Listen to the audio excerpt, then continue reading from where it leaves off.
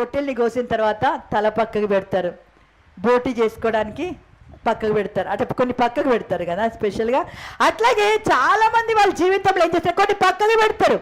ఈ ఏరియాల్లో నా అధికారమే జరగాలి, ఈ ఏరియాల్లో నా స్వచిత్తమే జరగాలి, ఈ ఏరియాలో నేను అనుకున్నదే జరగాలి.